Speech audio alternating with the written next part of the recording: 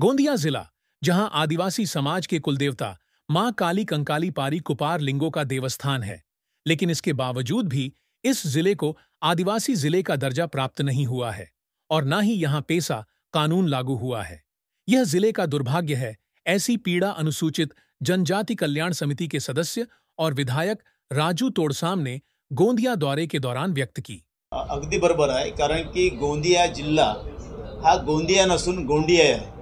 आणि तुम्ही जर मराठी कोश जर बघितला शब्दकोश, तर मराठी शब्दकोशाचं मी वाचन केलेलं आहे। गोंदिया नसून हा गोंडिया आहे। गोंड जमात ह्या ठिकाणी मोठ्या प्रमाणावर वास्तव्यात आहे या जिल्ह्यामध्ये आणि भोवताल सभोवताल, म्हणून हा जिल्हा हा गोंड समुदायाचा, अर्थातच गोंड जात ह्या ठिकाणी राहत होती।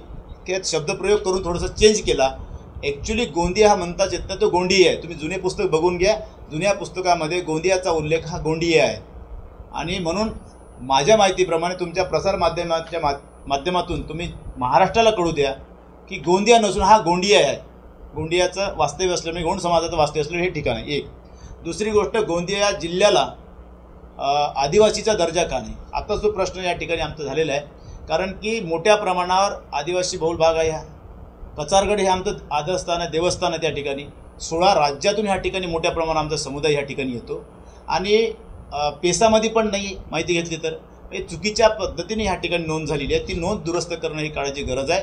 कारण क्षेत्रानुसार माहिती आहे का, आदिवासी ज्या क्षेत्रात राहतो ते क्षेत्र हे पेसा घोषित केलं जातो। आणि दुर्भाग्यानं कचारगड हे संपूर्ण आशिया खंडामधलं एक आदरस्थान आमचं, आशिया खंडातलं बरं, भारतातलंच नाही, भारतातले तर आदिवासी त्या ठिकाणी येतातच। आणि कचारगड हे पेसामध्ये नाही, आदिवासीमध्ये नाही आणि आदिवासी दर्जाही नाही। आणि म्हणून तुमच्या माध्यमातून महाराष्ट्राच्या कानाकोपऱ्यामध्ये हा जो भाग आहे हा आदिवासीचा आहे, खास करून गोंडियन समाजाचा आहे, कोयावंशी आहे। कचारगड हे आमचे देवस्थान आहे, आदरस्थान आहे आणि पारिकुपार लिंगो हे आमचे धर्मगुरू आहेत।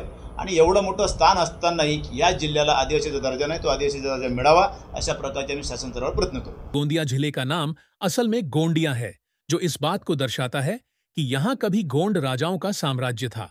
जिले के सभी 8 तालुका में बड़ी संख्या में आदिवासी समुदाय निवास करता है।